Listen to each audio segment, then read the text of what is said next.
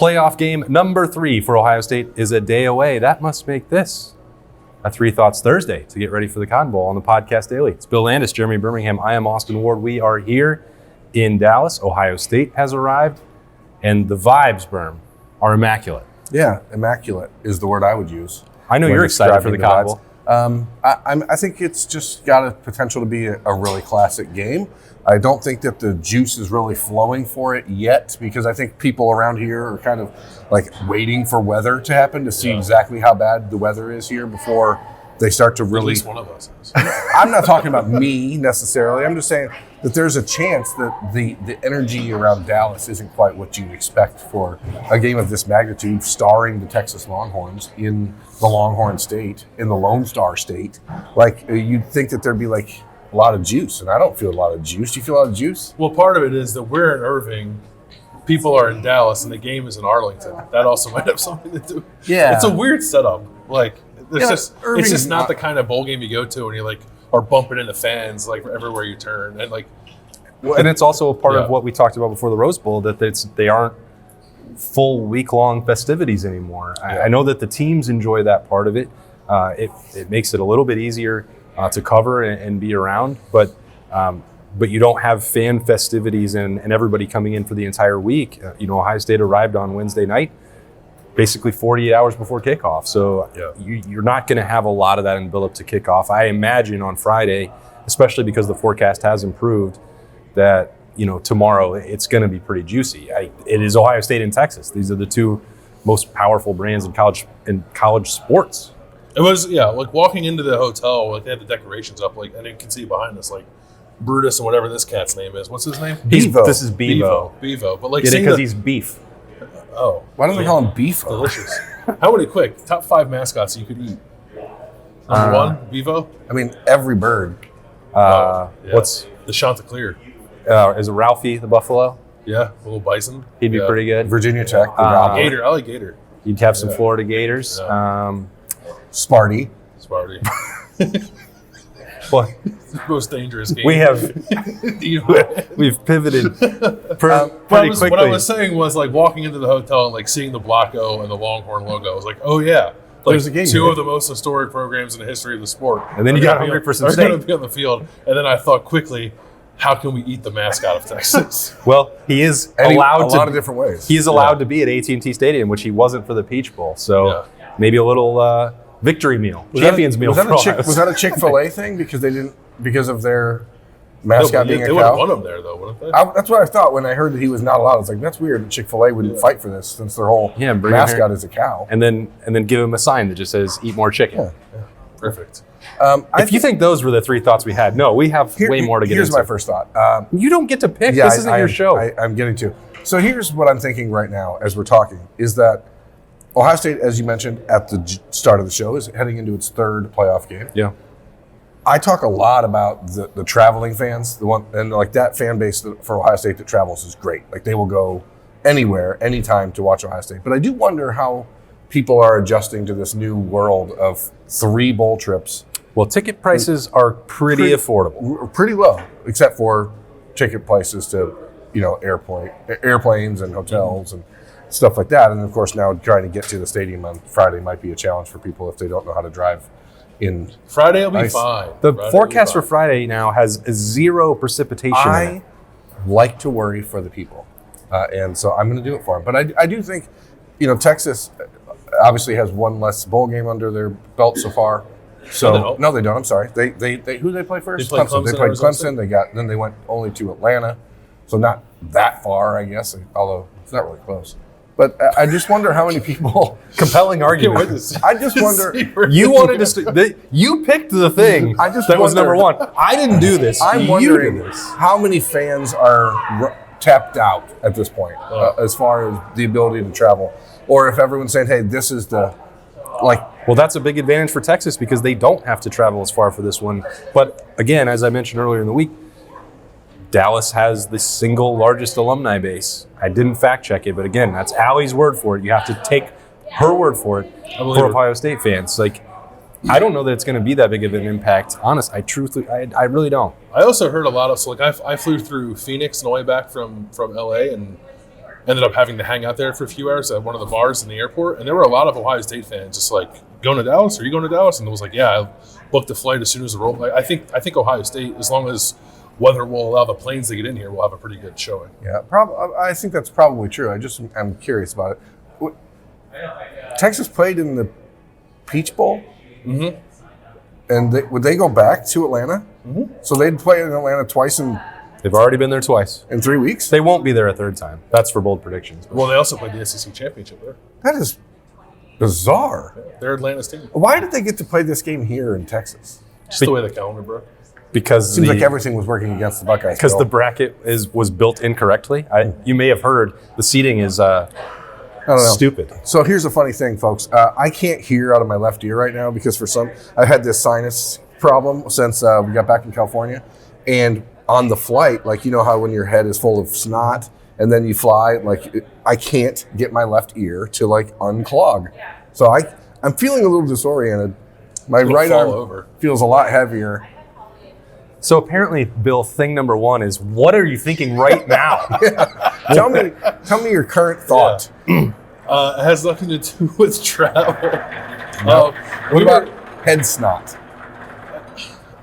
We were talking to a friend of the program, Ari Wasserman, in the media lounge a little bit before recording this about the spread for this game. Yeah. Like falling some, but also like not falling in line with like where the money is, and like I'm trying to figure out what that's about. And it's interesting to me because I've seen this thought kind of brought up by a few different people in a bunch of different places, that Ohio State can't possibly sustain its momentum, that at some point it has to slow down. Like, it can't score 40 plus points for the third straight game. The defense can't play as well as it played against Tennessee and Oregon for the third straight game. And I don't know why the people feel like that's the case. Like, it's not. They have had time off in between these games, like a little bit of extended period to remain fresh. There's not like a devastating injury that, at least like that would alter their game plan drastically. Like, there's nothing even close to that. So why can't Ohio State, the team that, like, when this first expanded playoff era started, showed you the blueprint for playing really well 3 games in a row en route to winning a national championship, muster that again in this expanded setting? It's like people, a lot of the analysis I've heard of this game is just like, well, it's going to be close because it just has to be, because Ohio State can't play that well. It's like, I don't know. This Ohio State team is playing as well as any team in college football I've seen playing the last couple of years. Why couldn't they keep doing it? Yeah, I don't even really understand. I can't track the logic because, like, so Ohio State played really well in the previous 2 games, and Texas did not play that well against Arizona State, so they're better off for that. Like, it's like Texas is due to play a really good game, and Ohio State's due to fall back, and it's like, I guess I don't believe that. Even if you're looking at the way that those games played out, and that it was a week and a half ago, Ohio State had the entire second half off. They were not. Burn made this point, I think on Tuesday. Maybe it's like they were not trying to score. What happened to the offense in the second half? Well, when they needed to score a touchdown, they went right down the field, and Travion Henderson gave it to him, and the game was over, and Dan Lanning waved the white flag on the next possession. And then they ran out the clock in the fourth quarter, both teams. Ohio State was already moving on to Texas at that point, and to your point, because of that, they avoided any significant injuries. They haven't had any massive setbacks, at least none that we're aware of, as Ohio State arrived into Texas.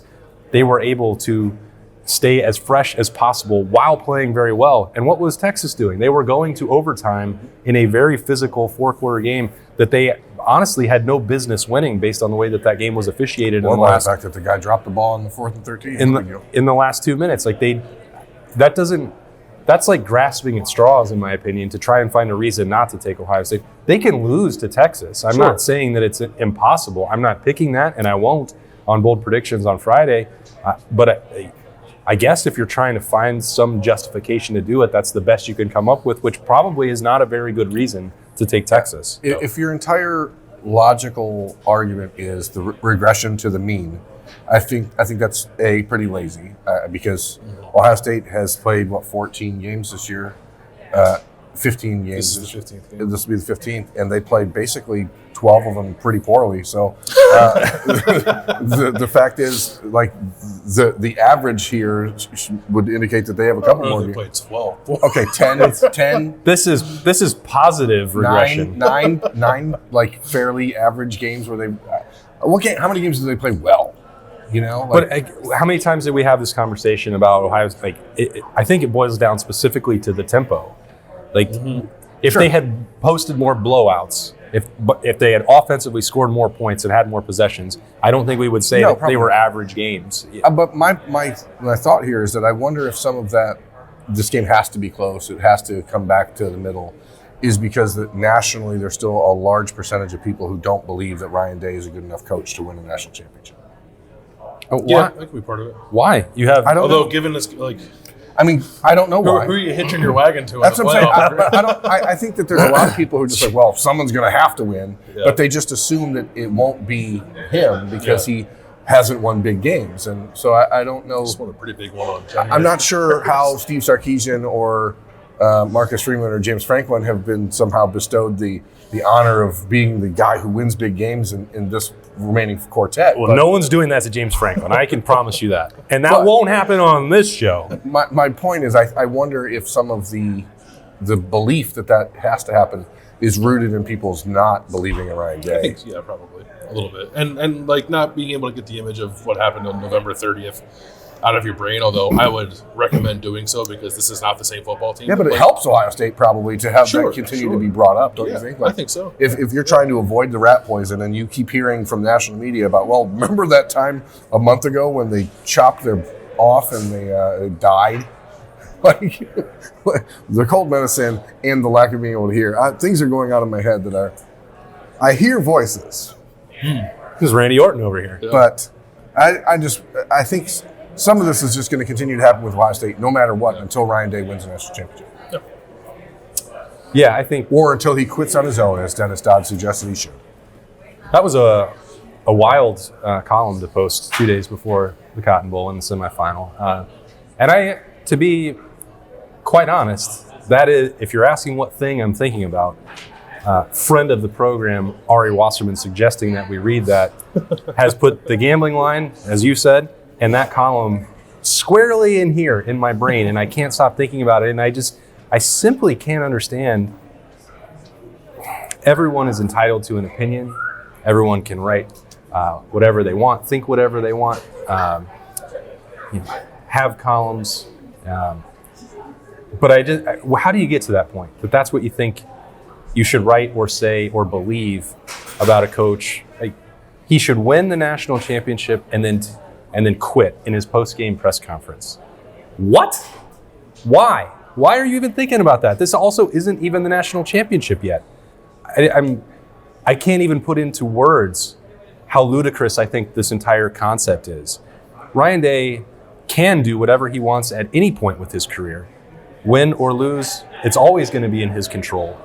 But in terms of, we've made this point, 10 million times, Berm. His competitiveness, his legacy, and also his paycheck are all pretty much unquestioned and pretty important to him. Fairly compelling reasons to keep going. I didn't read the article because I've never read anything Dennis Dodd has written, and I'm not going to start now because I think he sucks. But I am going to say that for someone, he was at the Rose Bowl last week. He saw all the players, getting up and talking about Ryan Day, defending Ryan Day, yelling into cameras about how much they love Ryan Day, et cetera. I don't know how it's even possible that you walk away from that experience and be like, you know what, that guy should do? Quit. Well, I think it was more like he should give Ohio State fans the finger on his way out. For daring to doubt him after suffering one of the most embarrassing losses his program's had in a decade. Right, there are so many people nationally who just want to rile up Ohio State fans. Mm-hmm. And I hope people are doing what I'm doing and never reading anything Dennis Dodd writes. But that just to me seems like a very unusual way of doing that.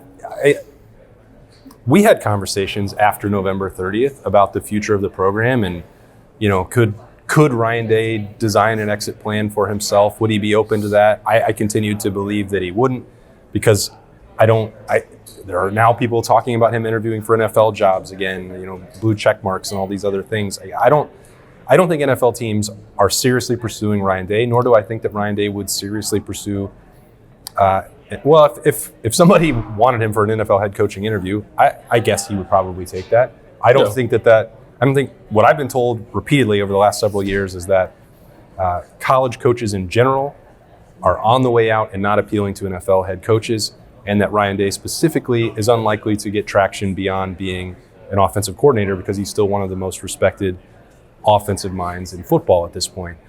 But in terms of the frustration and the scrutiny that he was under after November 30th, I don't think that doesn't make you a lunatic to have been upset about that or question the future of the program. You're not on the fringe. It's not a fringe conversation to have that. We were all having that in some form or fashion, whether my opinion was the same as Bill's or anyone commenting or watching, because I was coming from it at the perspective primarily of the financial implications, both for the roster and the buyout of Ryan Day, while also knowing the buy-in that the program has at the top from Ross Bjork and Ted Carter, and the knowledge of NIL workings in the roster. It did not compute in my brain that as disappointed and deflating and depressed and demoralizing. Demoralizing. All of those words, you could not destruct the program because of that.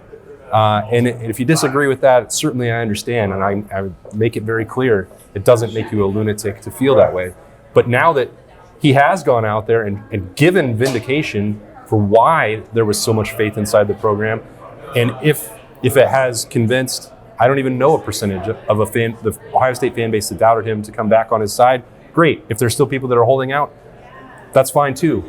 Whatever your opinion of that is doesn't change the fact that Ryan Day has won these games. And if he wins 2 more, he's not going to throw up any other finger except this one, which is the index. I just when did it become not okay to change your mind on something, right? What happened? The data points changed. Yeah, we got more information. He's done an incredible job in these last 2 games. He's not. I don't think anybody's calling for his job anymore. And people were, and whether people are saying I don't know, think this is the right guy, and the administration actually considered it are 2 very different things. I never have understood why people think fans have to have blind loyalty to whoever happens to be in that position. They get held to a standard, and on that particular day, it was quite bad. And it's the standard. In the last 2 games, it's been awesome. So why can't both things be true and evolve in your opinion and your thoughts and your support over time? And I don't know. I think Ryan Day in an honest moment might agree with that. And there's the extreme version of it. I'm not naive to that. People took it some people, I think a small percentage, but some took it way too far with some of the things they would say about Ryan Day or his family. But wanting Ohio State to beat Michigan is not unreasonable.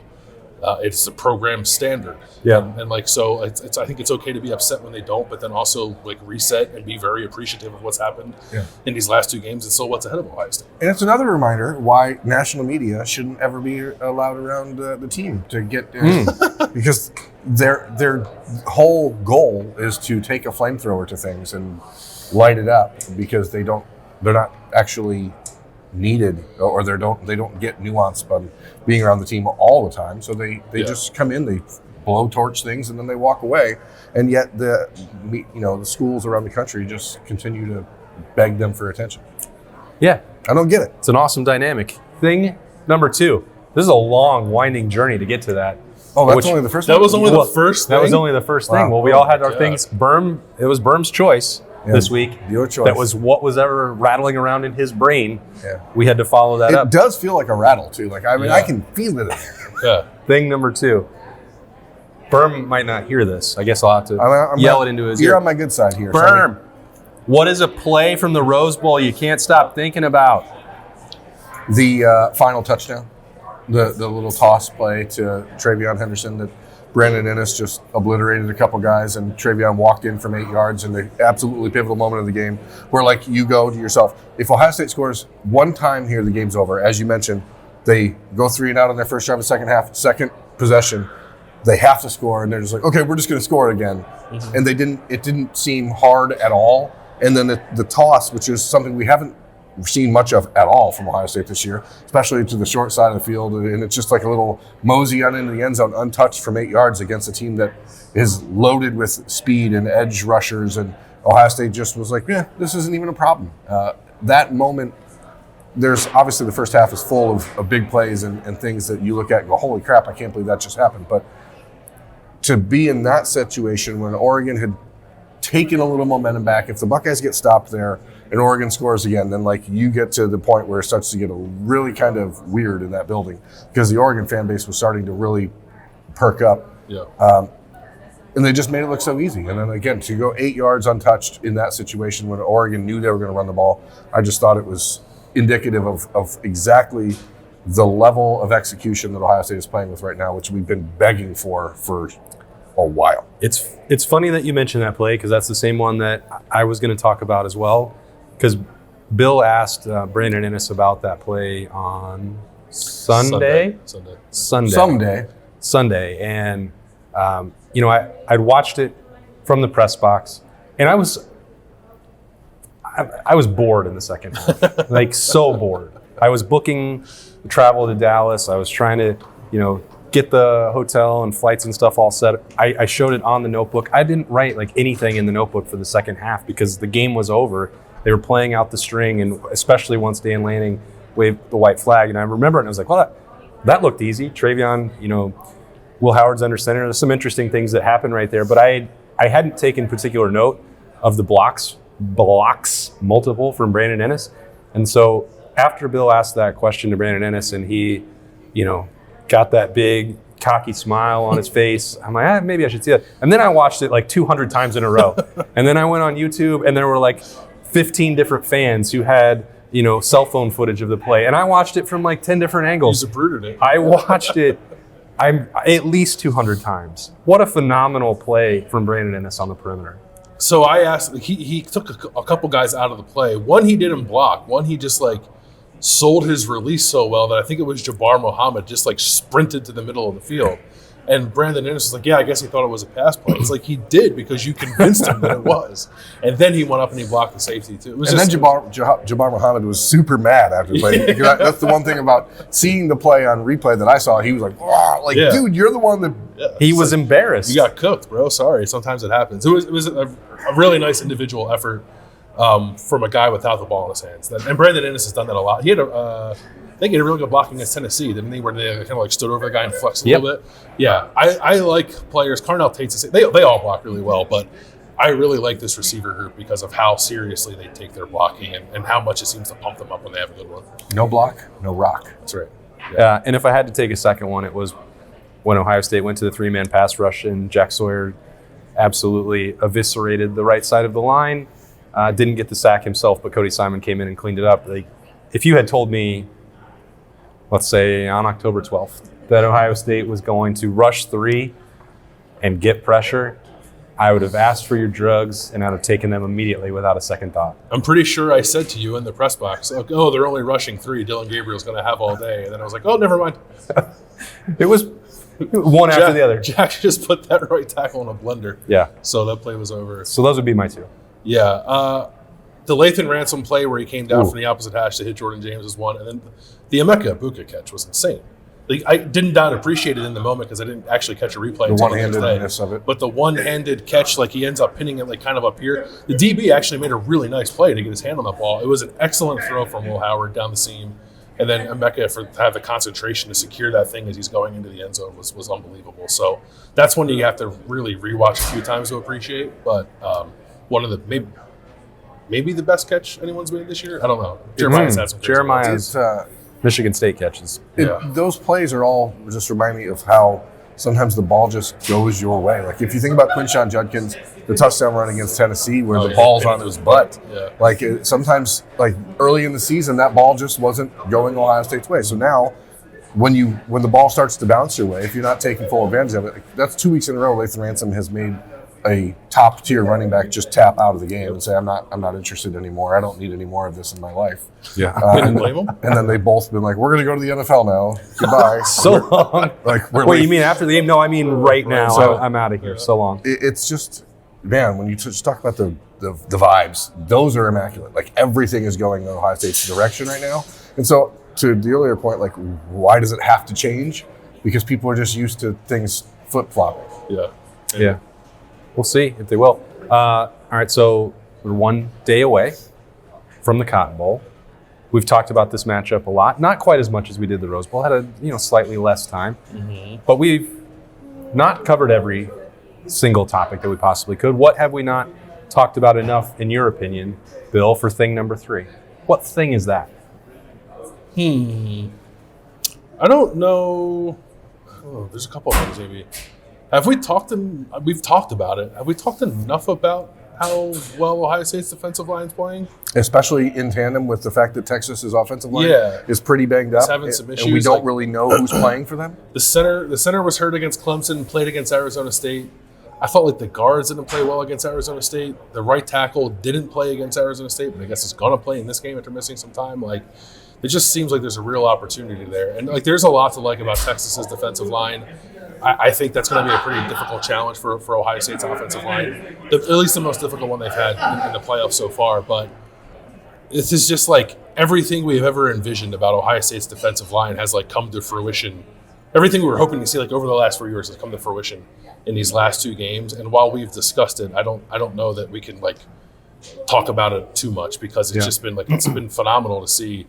It's everybody, because even like Kenyatta Jackson stepped up his game, and I think like Caden Curry. Edric Houston, man, like, and those guys get in there, like they're all playing well. But JT, Jack, and Tyleek, man, those 3 guys playing at the level they're playing at right now. I don't know. Like Chase Young was a whirlwind, like it was unbelievable. But to have 3 guys playing at that level simultaneously is pretty remarkable. I made this comment to you on Wednesday, or last Wednesday at the Rose Bowl, that I didn't know what the Rose Bowl statistician was watching because they kept like giving tackles to the wrong people or not giving Jack Sawyer a sack or here or there. They did not credit Edric Houston with a play of any kind in that game. But PFF did. And he had 11 pass rush snaps and he had 4 pressures. He's getting after it. That's crazy. Mm-hmm. He's really... so that's something that we probably have not talked about enough either. Yeah, to me, it's the health of the offensive line for Texas. We just don't know. Like, they're not a northern team. You guys don't cover them on Kings of the North. We haven't had any reason. They can cram it. Haven't had any reason to pay attention to them all year long because, to be honest, we all kind of thought they would have lost to Arizona State. Or, they tried. But the simple thing for me is, and maybe it's not simple, the last time Ohio State played Steve Sarkisian was the 2021 National Championship game, 2020 season. And he absolutely ate them apart. Tore them up. Just tore them up. Did whatever he wanted. And now, obviously, the Ohio State defense is considerably different than it was in that game. I know that Jim Knowles is much better at sorting things out than whatever Ohio State was doing with their defensive coordinators at that time. That was bad. Tough Borland on Devontae Smith was a nightmare. He wasn't in man coverage on. This thing is just taking on a life of its own. He wasn't in any coverage. Blame the safeties for Devontae Smith being so open. Well, don't blame Tough Borland. I think that game, you talked about this when we did Snap Judgments on Sunday. Ryan Day talking about being familiar with everyone in the playoff. And I bet he's watched a lot of that game over the last couple of weeks to prepare. Because what Texas wants to do at their best is what Alabama did to Ohio State in that game. I don't know if they're healthy enough at running back to do what Alabama did. I don't know if Quinn Ewers is the game manager type that's willing to take what Ohio State will give him the way that Mac Jones did in that game. Because that game was close until Ohio State couldn't put any more players on the field. Yeah. I think that game has not been talked about enough and how instructive that may be for Jim Knowles and Ryan Day in preparing for this week. Yeah, good point. So I think I've not said Denzel Burke's name or Davison Igbenoson's name at all in the last week, I don't believe. And if I haven't, then that's a mistake because they deserve the acclaim, the bounce back efforts from both of them over the last couple of weeks, and really the entire second half of the year. But we looked at some of the limitations of the quarterbacks that they played in the second half of the year. Davison made a nice play against Penn State, but then there were a lot of pass interferences, and Michigan doesn't have a passing attack that can really threaten them. So what did we learn? Could Nico do this? No, he couldn't. Could Dylan Gabriel do it in the rematch in the Rose Bowl? No, he couldn't. These guys are both playing pass rush and coverage work in tandem. And the coverage created some of those sack opportunities for the guys up front against Oregon. these guys had every opportunity, multiple opportunities, especially Denzel at midseason, to hang their head and tap out and say, man, came back to be the number one cornerback in the NFL draft in 2025, and that happened to me. Gosh, I'm going to feel sorry for myself. He didn't do that. Same thing for Davison Igbinosun with some of the I've pointed out the pass interferences repeatedly, and I thought that Jermaine Matthews needed to play more, and that could very well still be true and was true to some extent in the Rose Bowl. They all deserve credit for the way that the secondary is playing. But you should call that out. I think you should give them credit for the work that they've done since getting picked on in the one game where the Ohio State defense fell on its face. Like, those guys are playing at a high level, and Quinn Ewers has the arm talent to test them. I don't know that he does it consistently. I know that he makes some suspect decisions with the football. There's been 4 interceptions for him in the last 3 games, and he's got, I believe, 11 for the season. So those guys are going to have an opportunity to impact this game, and it is up to them how it goes. Yeah, they played really well. Did you see, by the way, at the end of the Oregon game that Trayshawn Holden tried to square up with Davison Igbinosun? Davison gave him an extra shove on whatever the last play of the game was, and Trayshawn Holden backed up and pulled his pants up like he was getting ready to fight somebody. And Davison, to his credit, just kind of walked away. And then spat upon him for the second time. Yeah, well, what is wrong with that dude? He's the one with the problem. He's had a couple of bad days against Ohio State, I guess. Yeah. Anyway, I think that your point is interesting because we haven't talked about that, but what Texas will try to do, we saw them do it against Arizona State early in the game. Sometimes they just 3-step drop and chuck it down the field, and you've got guys like Isaiah Bond and Matthew Golden who are really capable of getting vertical and extending the field. Ohio State's going to be put in a position where if that pass rush isn't getting home early, Texas is going to take those shots. And I think the whole goal from them is to demoralize the defensive backs to the point where they stop feeling so good about themselves. So it is a matchup that we've not really talked about because we're so focused on the trenches. I think one key, because you just reminded me, Quinn can't push the ball down the field. I think it's part of his oblique injury, but just also it's not a super strength of his. Underthrown deep balls. If you're Ohio State's corners, be careful on those BS pass interference penalties where guys are fighting back for the ball. The ones that look like back shoulder throws that are actually just underthrown. Just popcorn arm, underthrown, arm punts. Yeah. We're not saying Quinn has a weenie arm. I am. Bill said it. When it comes to down the field, right now he does, yeah. Yeah. It's not coming out with the same velocity that he's known for. Yeah, right. That's just obvious on any game that you watch of his. But, we'll keep an eye on that. Those were 9 or 10 or 11 things instead of 3 things on a Thursday. So here's what's left. Ryan Day and Steve Sarkisian will talk later today in Texas. I don't know if we're going to be able to stream it or not. Wi-Fi has been a little suspect, and they have different rules about doing that. We have to go to the stadium, and it may be difficult to travel there. It's possible that we'll do it. It's possible that we won't. We'll try and get some snap judgments from AT&T Stadium after that. Bill won't be there. He's going to be covering. He's going to be on Kings of the North with Doug. Noon to 1:30, all Cotton Bowl. So that will be going on while Berm and I are down at AT&T Stadium hearing from Ryan Day and Steve Sarkisian. And then later on Cotton Bowl Eve, before kickoff in the Orange Bowl, we will have Road Breaks brought to you by Card Collector 2. Friday morning, it's a Freaky Friday. It's bold predictions, getting ready for Ohio State and Texas. Friday night, down here in the College Football Playoff semifinal. Can't wait. We're so close now. Can almost taste it. For Bill Landis and Jeremy Birmingham, thanks for joining us. I'm Austin Ward. We'll talk to you later.